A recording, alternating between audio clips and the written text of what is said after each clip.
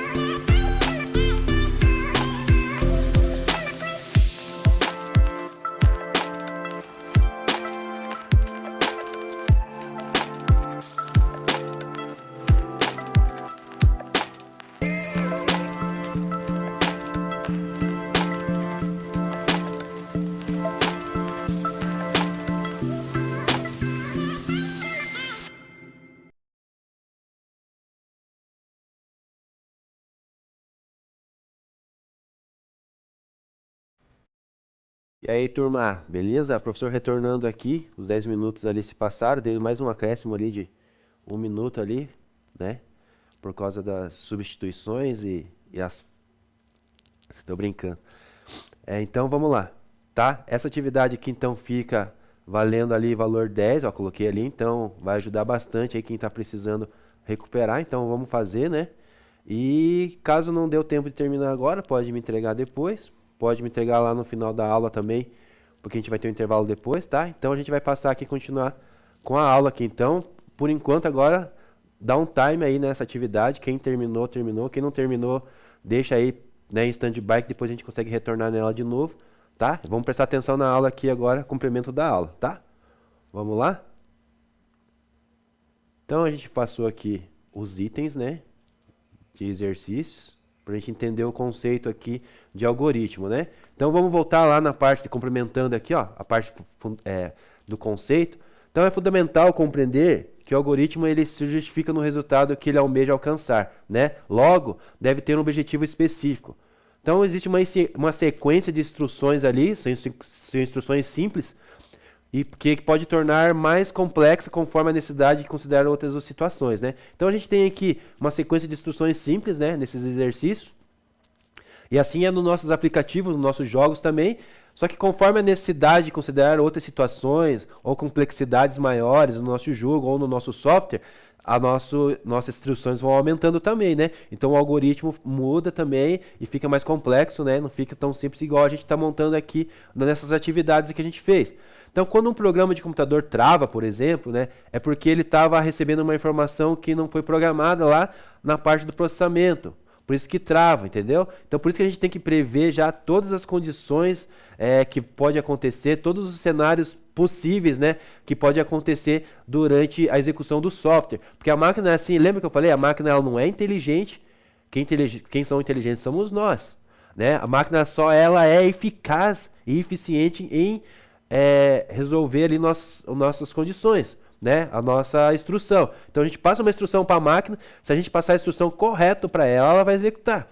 Então quando a gente não passa uma execução correta para ela, acontecem esses travamentos. E a culpa de quem que é? Da máquina? Não. A culpa é do programador, porque ele não previu que poderia acontecer aquele travamento, aquele erro ali, né? Lembra que o professor deu o exemplo lá do café? Nós temos um algoritmo do café. Coloca água para ferver. Beleza.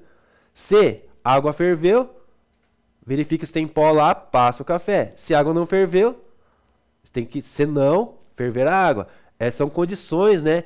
A máquina vai entender essas instruções aí. Se não passar a instrução correta para ela, ela vai travar aí. Porque se é um exemplo, se eu não colocar a condição se a água não ferver, ele vai travar, porque ele chegou ali e viu que a água não estava fervendo, travou, não passa o café e trava.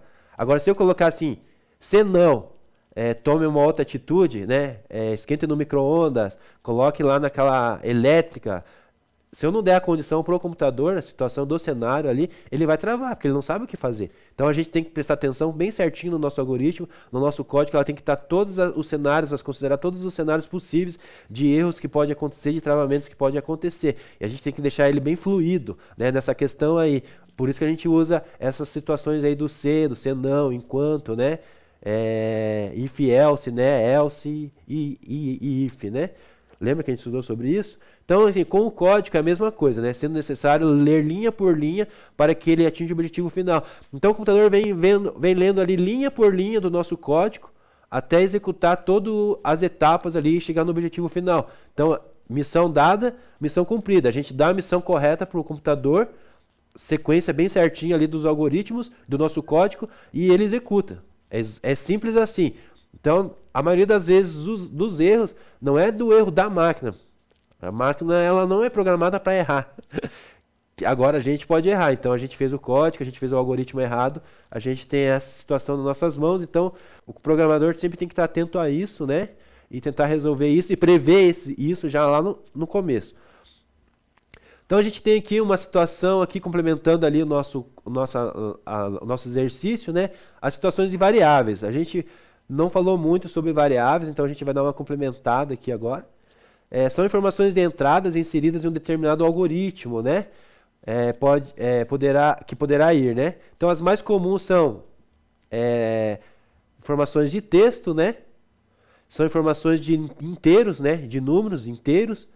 São informações lógicas, né? Lógico e real, né? Então ali a gente tem ali uma tabelinha ali, ó, bem no cantinho ali, ó, int, né? Que são inteiras, variável simboliza ali, int simboliza inteiro, o tipo dela, né? A variável float, né? Que simboliza ali o tipo dela, decimal, precisão simples. A double, né? São precisão dupla, né? A unsigned, né? Signe, decimal positiva. A string, né? São cadeia de caracteres. O char, né? O char são caracteres. E as booleans, né? Que são lógicas, né? As booleans são as mais conhecidas ali, né? Que é a lógica, né?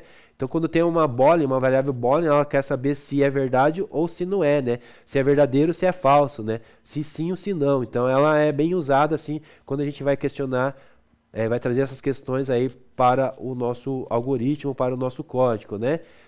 Então, assim, se a condição for verdadeira, faça isso. Se ela for falsa, faça outra coisa. Então, a gente usa bastante essas condições ali. Temos um exemplo ali de um algoritmo de lâmpada, ali, ó, bem no cantinho ali, no diagrama que o professor montou ali, ó. Então, lâmpada não funciona, nós temos uma situação ali. Então, se a lâmpada não funciona, a gente vai para uma próxima etapa, né? Ela está plugada? Não, ela não está plugada, é uma situação. Sim, ela está plugada, então a gente pula para uma próxima etapa. É isso que o computador iria fazer. Pula para a próxima linha. Tá, pergunta, o bulbo queimou? Se sim, nós temos que pular para a próxima etapa, a próxima condição. Trocar o bulbo, trocar ali a parte da lâmpada. Se não, comprar uma lâmpada nova. Não, o bulbo não queimou, né?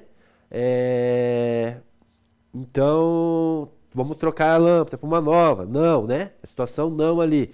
Então, essas condições, assim, exemplo aqui de algoritmos que, para a gente trabalhar na nossa mente ali, de tentar entender uns cenários, para que a gente usar na máquina, né? A gente vai usar com o nosso código, daí montar o nosso algoritmo ali, né? Dentro da máquina, do nosso código ali. Então, comando de repetição, né? Condição, consiste no uso de se, né? E de enquanto, né? Para que o algoritmo saiba o que fazer quando determinado processo ocorre e o que fazer se eles mudarem, né? Então, lembra que o professor falou do se e do se não? Então, se acontecer uma condição tal, vai e faz isso. Se não, ou enquanto, faça essa outra situação, essa é a outra proposta, essa é a outra atividade, né? Então a gente tem que deixar bem claro isso para o nosso computador, tá?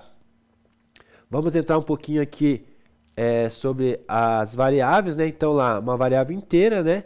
Ela armazena, a gente identifica ali como int, depende da linguagem da programação, né? JavaScript a gente chama essa variável de let, né?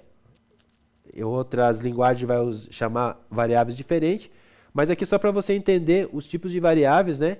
A gente usa normalmente a língua inglês, né? Para simular nossa programação, nossos códigos ali, a linguagem de programação é baseada totalmente em inglês, então por isso que a gente tenta não usar a linguagem Portugal, né? E já ir direto para o inglês para a gente facilitar a nossa comunicação com as linguagens próximas que a gente vai encontrar pela frente ali, ou a linguagem que a gente vai decidir usar pela vida ali, né, para o nosso mercado de trabalho, ou para a gente desenvolver os nossos projetos.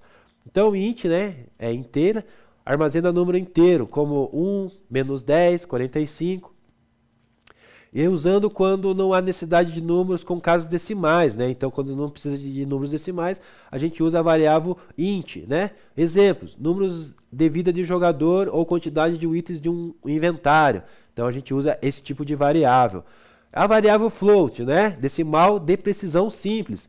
Então armazena números decimais com precisão limitada, né? Então, útil para cálculos que não precisam de extrema precisão. Exemplo, pontuação com decimais ou posições próximas de um mapa, né? Então a gente usa nessas situações aí do exemplo a variável float. Tá correto?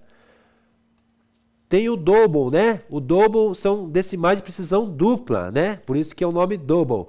Então, semelhante ao float, mas com maior capacidade de armazenamento e precisão, usada para cálculos mais precisos, como física ou gráficos detalhados em jogos, né? Então, um exemplo aqui, coordenadas no mapa, né? Coordenadas exatas lá ou cálculos financeiros. Então, a gente usa essa variável double, né? O unsigned, né? decimal positiva. Então a gente usa e armazena valores positivos nessa variável, né? Ela é útil para situações em que os números negativos não fazem sentido, como idade ou contadores, né? Então, exemplo, total de pontos ou moedas de um jogador.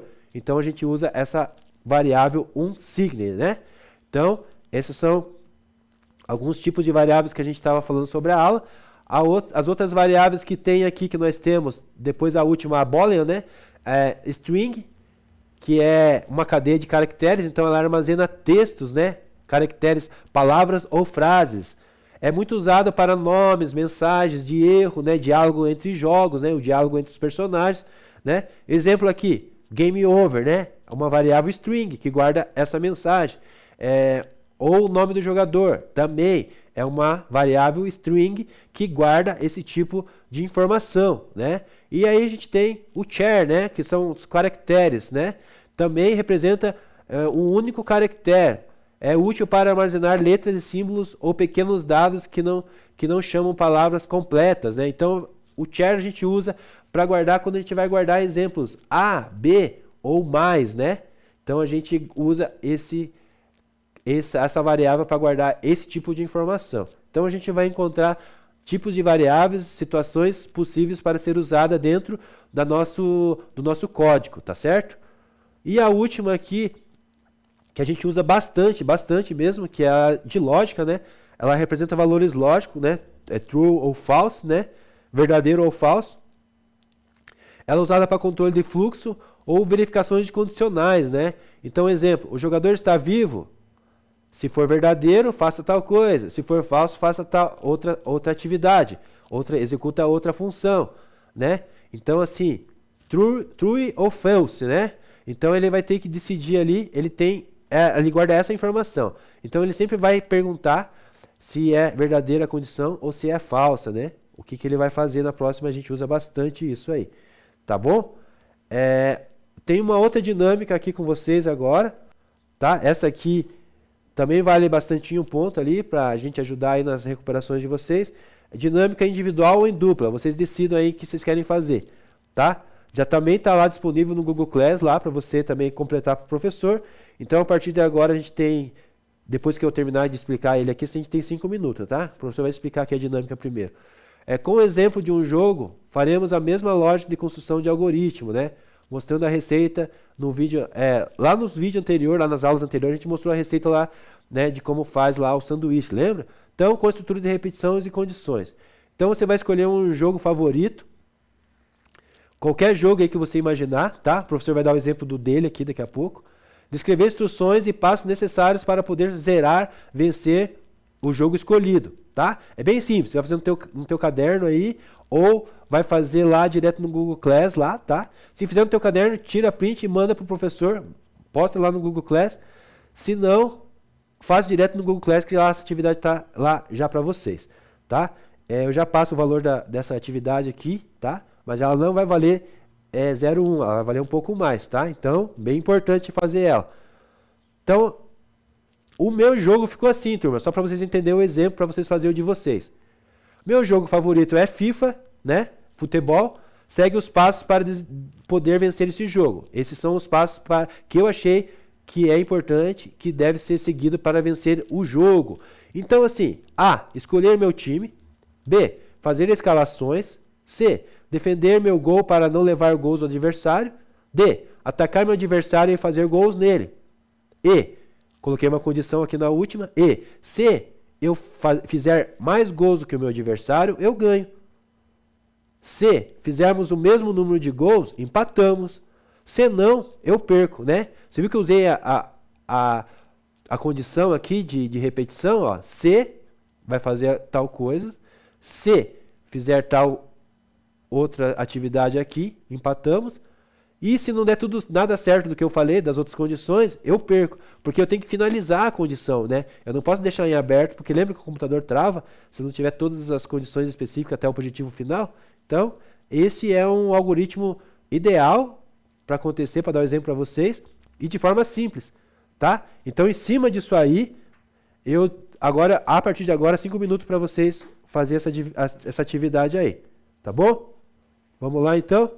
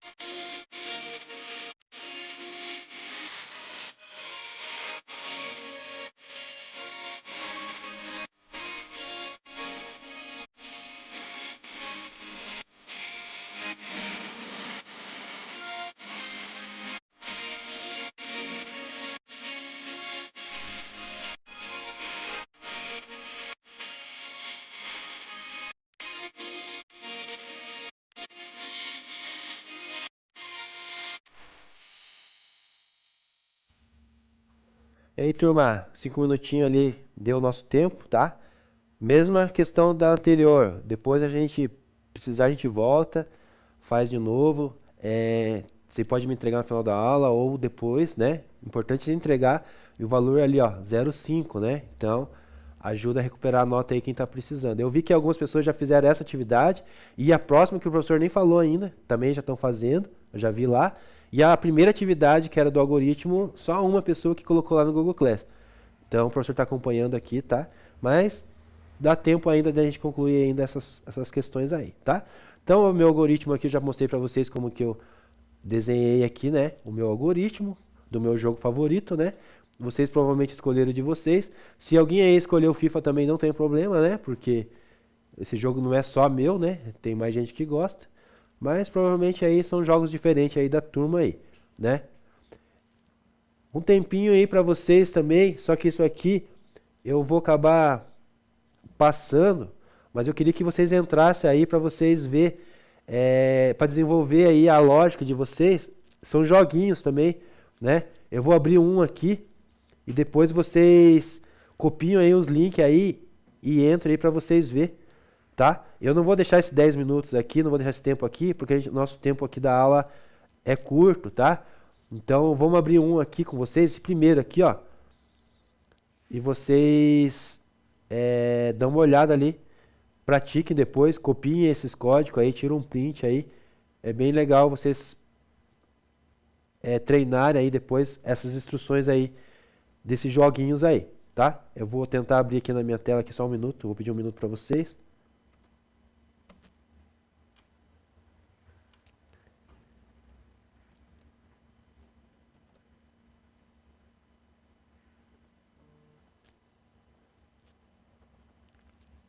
Então tá bom. Quando você abre lá, aparece um vídeo de instruções, né? Instruções em inglês. Então, quem quiser assistir pode assistir depois. Tem as instruções aqui que é para fazer em cada jogo. Aqui é um jogo, né? Então você vai passando de fases respondendo aqui as questões, né? Aqui ele quer que você aperte o 1 e mate ali o porquinho, né? Então, com essa lógica de programação aqui, em objetos aqui, ó, a gente tem aqui as funções aqui que precisam ir, ó. Começa o início, né? Move para frente, né? Aqui faz uma volta para a direita, faz uma volta para a esquerda, né? Então são as instruções que tem aqui que normalmente elas ficam aqui escondidas, né? Ficam aqui quando você começa lá. Então ela tem essas 3 instruções. Cada fase aqui tem uma instrução, né? Aqui é o início, né? Esse aqui é baseado lá no Scratch, quem conhece Scratch. Então aqui nós temos um comando de início, de start, né? Que é o RUM aqui, ó, que é o início. E a gente tem as opções aqui. Eu preciso fazer que ele venha até o porquinho. Então eu vou mover ele, né? Vamos ver quantos mover aqui ele vai se eu apertar no primeiro, só com 1, né? Ele só deu um passo, ó. Então é um passo só, eu não consegui completar a minha missão. Então eu preciso dar o reset aqui e fazer 2 passos, né? Mover 2 passos aqui o meu bonequinho, meu pássaro aqui, o Angry Bird, né? Para ele matar o porquinho. Então vamos lá. Ok, consegui passar essa fase aqui, né? Continua, vamos jogar. Tá? E aqui agora, como que eu vou fazer? É a mesma ideia, né? Por enquanto aqui está na mesma ideia. O jogo está facilitando. Nível inicial aqui ele é fácil, né? Só que aqui são 3 passos, né? Então aumentou aqui o meu comando aqui, a minha lógica, né? Então vamos lá, ó. 3 passos, consegui vencer, né? Ó, me dá parabéns aqui e pede para me continuar o jogo, tá? E o jogo vai. Agora aqui, ó, eu tenho que dar 2 passos e dar uma voltinha e dar mais um passo, né? Então, assim, como que vai ser essa aqui, né? São 2. Vou tentar isso aqui para ver se vai dar certo. E mais um passo. Vamos ver que dá certo? Se der errado, eu vou para a bomba lá, vou explodir. Se explodir, viu? Foi pro lado errado. Então aqui você controla aqui, né, a variável, ó, se eu mudar de lado, né? Mudei de lado, concluí aqui o meu raciocínio da lógica. Parabéns, continua o jogo. Então, galera, essa aí o professor vai deixar para vocês. Eu não vou consumir tempo da nossa aula aqui, deixando essa atividade aqui para vocês, né? Gostaria, mas a gente está com o nosso tempo meio apertado. Eu tinha programado aí 10 minutos para a gente fazer esses jogos aí, mas infelizmente não vamos conseguir, né? Então vamos continuar aqui na aula. Deixa eu só mudar minha tela de novo aqui.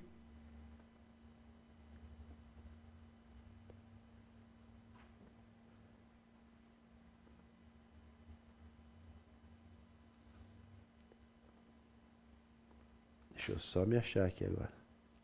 Aí. Então voltou a minha tela lá de novo. Então assim, pode copiar aí, ó.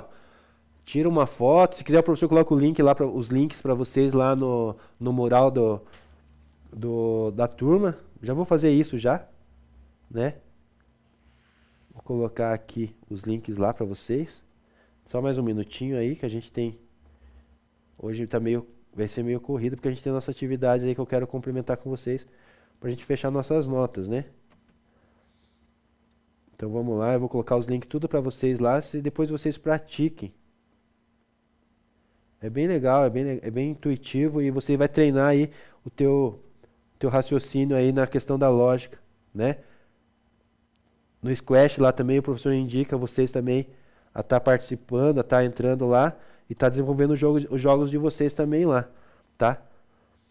Então eu coloquei no mural lá já, tá postado, tá? Os links ali dessa atividade aqui da aula, que a gente não vai cobrar aqui na sala de aula, porque a gente não tem esse tempo hábil aí nesse momento, tá bom? Então tá lá, então vamos continuar aqui na nossa aula. Eu quero parar daqui uns 2 minutinhos aqui, já vou encerrar já.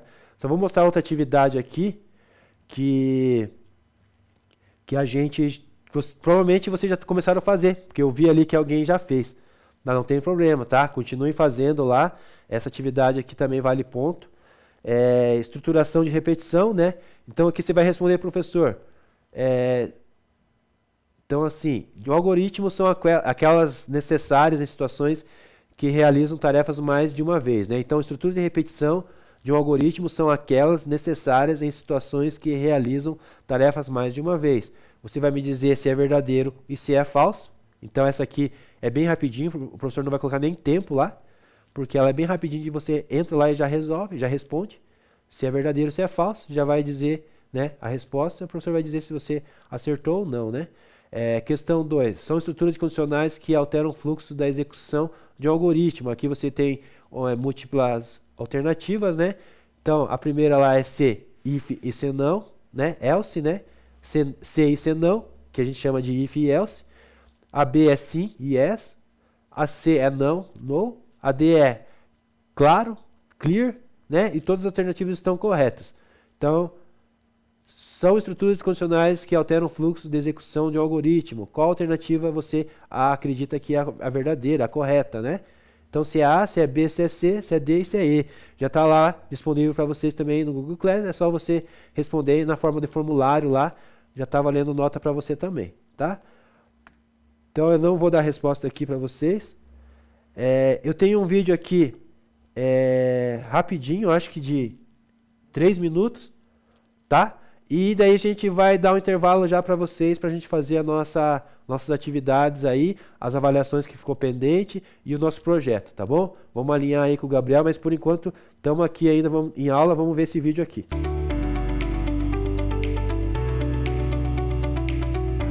Fala Dev! A indústria de jogos está crescendo cada vez mais. Existe uma enorme demanda por jogos nos dispositivos móveis, jogos de PC e realidade virtual.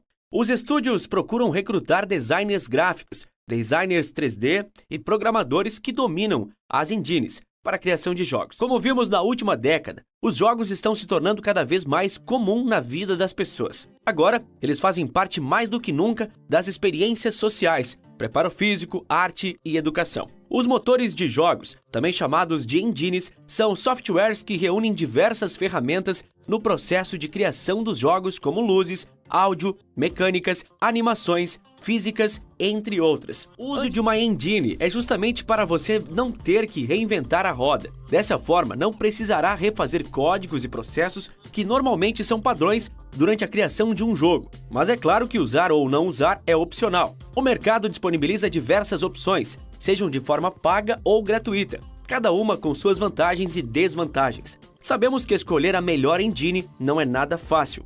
Por isso, resolvemos criar esse vídeo para abordar as principais. Confira agora as 8 engines mais usadas do mercado.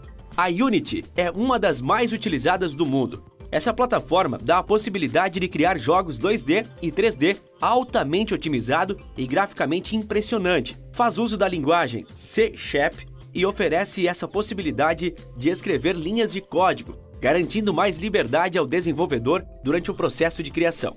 Unreal é uma ótima engine desenvolvida pela Epic Games. É uma plataforma muito poderosa e o seu foco é na realidade gráfica. A programação pode ser feita com C++ ou por meio do Blueprints, que é uma programação visual de arrasta e solta mais avançada. A Godot é completamente gratuita e open source. Ela permite criar jogos 2D e 3D através de uma arquitetura baseada em nós e um editor visual. Para escrever o código, pode ser usadas as linguagens GDS Script, baseada em Python, C++ e C#, e outras com suporte adicionado pela comunidade.